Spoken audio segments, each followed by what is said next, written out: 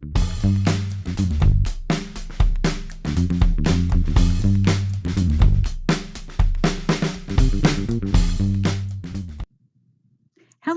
and welcome to Women Speak, a production of the Women's Resource Center in Wayne. I'm your host, Mojdeh Keykhah, and each episode I focus on a topic that is of interest to women and the people they care for. This interview is being conducted via Zoom during the Coronavirus Crisis 2021 on MLTV Mainline Network. Today, Women Speak is honored to talk with Jeremey Newberg, Chief Executive Officer at Capital Access Incorporated. His company is implementing the Emergency Rental Assistance Program in Delaware County. Trained as a banker and community developer, Mr. Newberg brings skills in financial analysis, business planning, and Department of Housing and Urban Development, or HUD, grants management to housing, community, and economic development. In 1995, he established Capital Access to build capacity and promote the values of shared investments and shared returns for improved quality of life for communities in need of revitalization. Capital Access is a consulting and operations firm that specializes in HUD grants management and disaster recovery and resiliency programs. The company serves states, counties, cities, community organizations, and financial institutions. Since 2000, the U.S. Department of Housing and Urban Development has engaged Capital Access as a HUD technical assistance provider nationwide.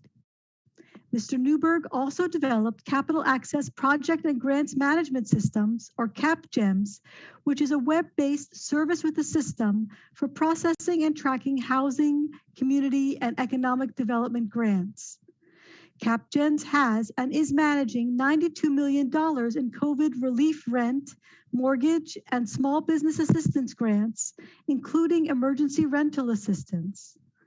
Mr. Newberg, I'm happy that you are joining Women Speak today and that we will be discussing Emergency Rental Assistance Program in Delaware County. Welcome. Pleasure to be here. So glad you're on the show. Could we start with what is the Emergency Rental Assistance Program? Sure. So in December of 2020, Congress approved a budget bill for additional COVID assistance. If you remember, the CARES Act was passed, I believe, in March of 2020, and there was a little bit of corrective updates, I think, in July, but then there was a gap. And it wasn't until end of December 2020 that Congress agreed on additional funding given the persistence of the COVID crisis. In that, $25 billion was allocated to provide emergency rental assistance as well as utility assistance for low-income renters that suffered disruption and loss due to COVID. $25 billion distributed nationally. What are some of the main features of the program and the deadlines for Delaware County residents? Okay, so Delaware County received $17 million from the U.S. Treasury plus $20 million in addition from the Commonwealth of Pennsylvania for a total of $37 million. And that's ERA1, which was passed in December. As part of the American Rescue Plan passed at the end of March 2021, Congress approved an additional $21 billion to emergency rental assistance. That's ERA2. So Delaware County has received $37 million in ERA1 and is slated to receive an additional $29 million in ERA2. So the mechanics of the program are that you have to prove that you suffered disruption and loss due to COVID. That was for ERA1. For ERA2, it's just during COVID.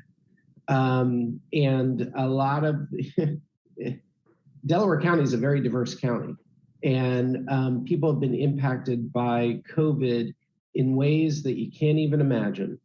And we've processed over 8,300 applications, and we've seen a lot of different scenarios where this not only the virus or getting COVID, but the effects of the shutdowns, the effects, please, people in food service, people in any hospitality, any person-to-person contact business has been impacted by COVID.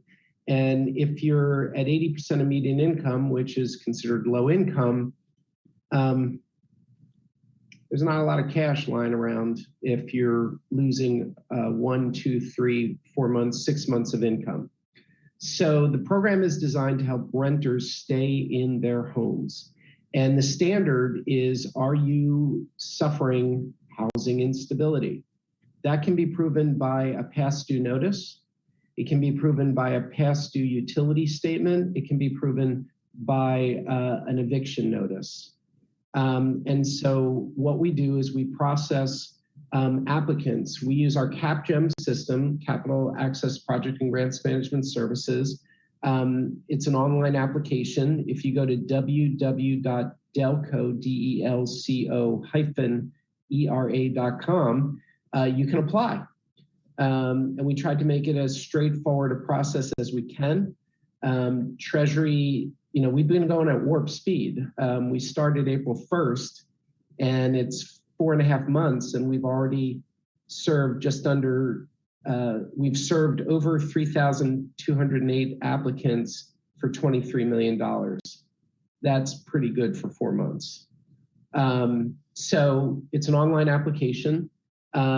Basically, we need you to provide us with a form of identification.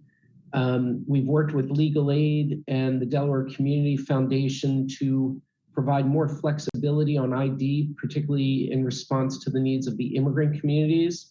So you don't necessarily need a picture ID. We're more flexible. We just need to verify you are who you are. And we're really trying to listen and be as flexible as we can. We need ID. We need a lease. We need a utility statement that's recent. The lease needs to be current. And then evidence of income. Some people say, I'm not making anything. And then I say, well, how are you paying for groceries?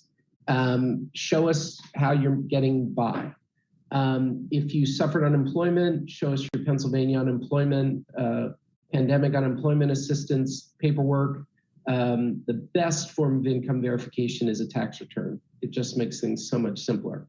But we will work with people. We'll even take pay stubs. We understand that this has been a difficult experience, and we want to make the process of applying and getting through the review process as efficient and transparent as possible. That sounds like an amazing process. So many moving parts. It's good that it's being handled by one organization. How is the money being distributed? Basically, so Pennsylvania Housing Finance Agency had a rental assistance program in 2020 that was funded through the CARES Act. And unfortunately, I think some mistakes were made where it was just unintended consequences of not understanding the real estate market. In the previous program, the assistance was limited at $750 no matter what. And the landlords were like, we have different markets and different rents. And it caused a lot of anger and lack of participation. So as soon as we started the program, we made sure to do a lot of outreach to landlords, because landlords know who's late. Landlords know who is past due. And what resulted is that once we worked with the landlords, they were so incentivized to help their tenants get assistance, because what we're trying to do is align interests. So to answer your question directly, whatever is the monthly rent on the lease and whatever is the past due rent going back to March of 2020, we will fund up to 15 months. That's for ERA 1. We're probably going to finish spending ERA 1 either end of September or beginning of October, and then we'll transition to ERA 2. With ERA 2, you can actually provide 18 months of rental assistance. Now, it gets a little complicated, but at the end of the day, it helps a lot of people. So let me break it down. First, we'll cover your past due rent. We ask that your landlord signs a landlord affidavit, which they can do online. And what that does is the landlord verifies the terms and conditions of the lease. Some leases are 1 page, some leases are 30 pages.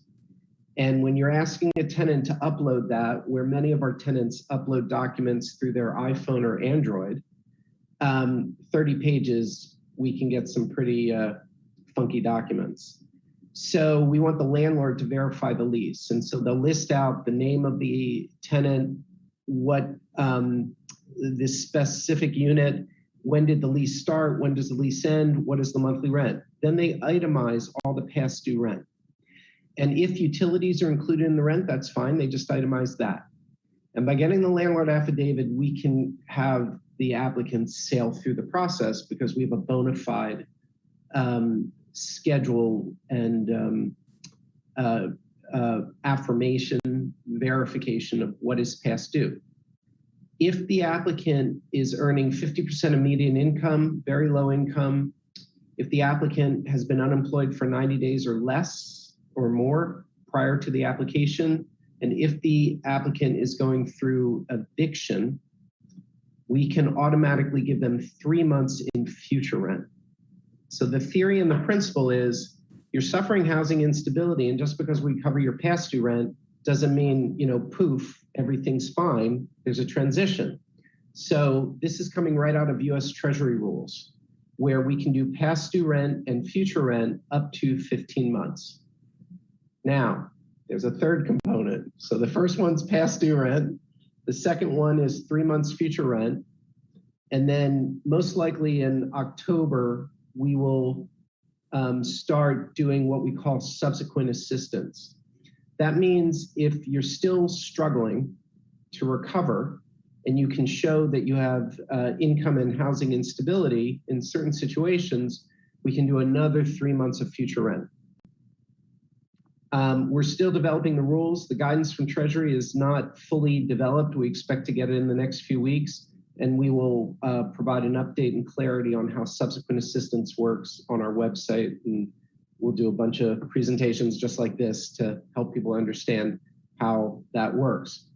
The thing to keep in mind is that with ERA, we have received 8,160 applications. Our average grant is $7,000, just the combination of past due rent, utilities, future rent. So if you take that 7,000 and multiply it by the 8,160 and then subtract 20% for applicants that withdraw or fail, we've got like 34,000 available for grants out of the 37 million. Once you take out the administration expenses, that means we have 46 million in requests. That's an additional 11.6 million over and above ERA 1. Now we'll cover it with ERA 2 because it's 29 million, but that just gives you some sense of the demand. It's real. Every day, we get 50 to 60 new applications. Every day. That's really incredible. And you mentioned ERA 2. When does that start?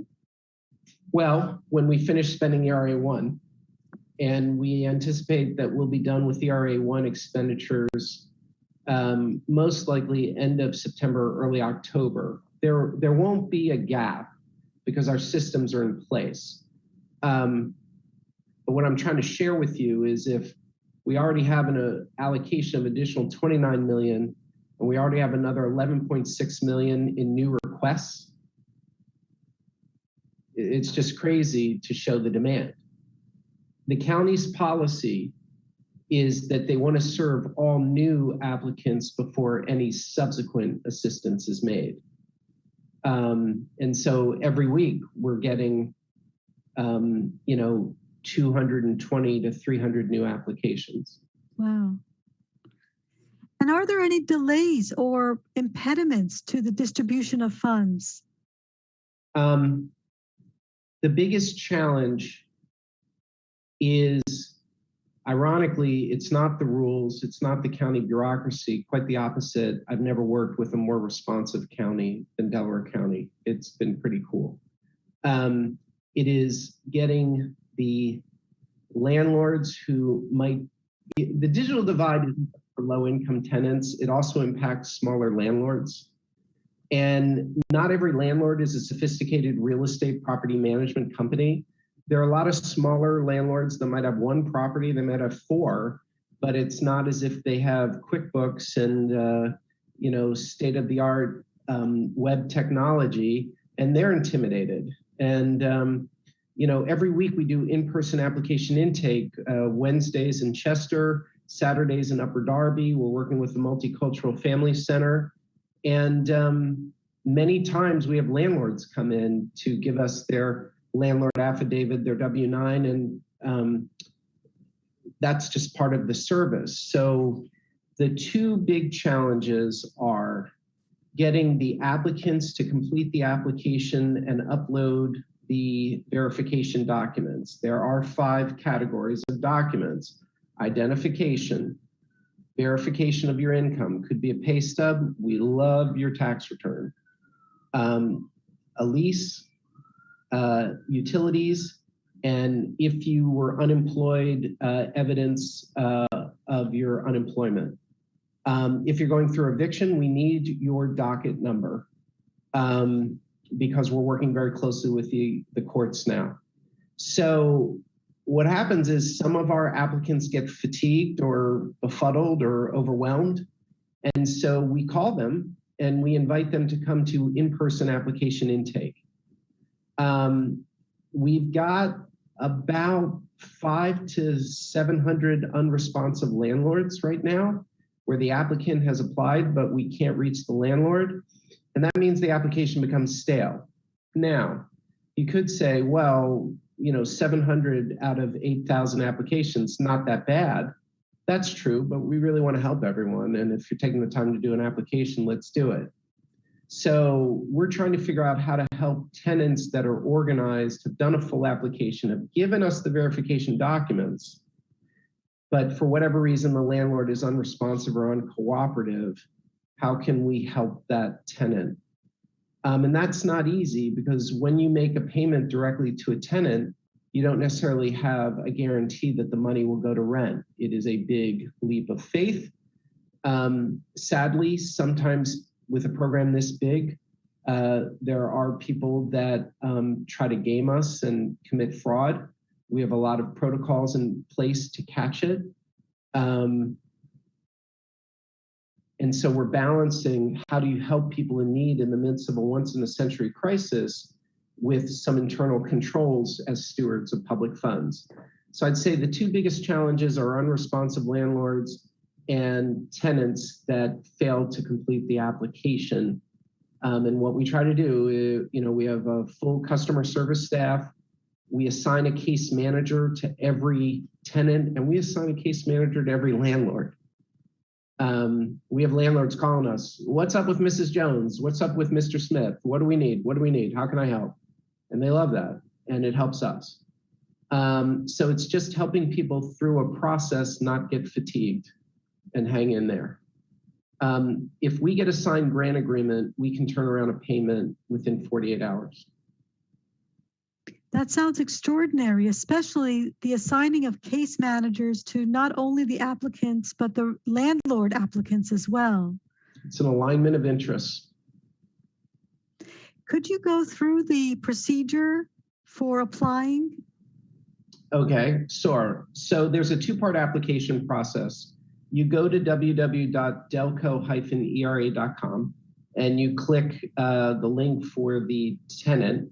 And the first thing we do is what we call registration, where you list your name, your household size, whether or not you're going through eviction or suffered unemployment, your income, and then your property address. I can't tell you how many people from Philadelphia apply to Delaware County, and Philadelphia has its own program, God bless them.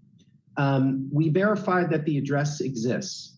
Human error, okay, so we're in the digital age, and we're in a pandemic in the digital age where we have to provide direct service to low-income people that have been pummeled by the disruption and loss of COVID. Okay, it's not like show up at the vaccine site. We're using digital platforms to help people quickly. So how do you do that in a respectful manner without alienating people or totally confusing them? Yes, we've built in a lot with our case management system to do that. People still make typos. And if you type in the wrong address, if you mistype your email address, if you mistype your phone number, then we can't contact you. So what we do is we do a two-part application. The first is registration, where we verify your email address, we verify your phone number, so we know we can contact you. You give us your property manager, landlord, owner, and we've assembled a database of property managers. And if your manager or landlord is in our system, it's a drop-down menu and you click it. We, at the same time, ask the landlord to register and give us all of their contact information, particularly their email address and phone number. And if it is an existing landlord already in the system, then they just click it and we connect it with our database. If it's a new landlord, then we reach out to the landlord and say, hey, this person's applied. Please give us your contact information. Please register with your address, your name, your phone number, your email, and then we have them fill out a landlord affidavit and a W-9 for tax purposes. So early on in the registration process, we're getting the core communications data in place because we don't want to waste time calling people with bad phone numbers. Right. Okay.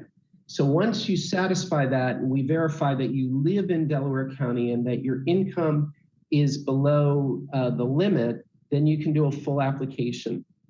The full application is online and it basically asks about the composition of your household, your income, how you suffered disruption and loss due to COVID, and then itemizing your past due rent and utilities. In addition, there's very clear warnings about fraud, waste, and abuse. And then we have the applicant do an attestation that all the information that they provided is true. Then we ask the applicant to upload their verification documents, identification, evidence of income, an executed current lease, utility statement, and any documentation to verify unemployment.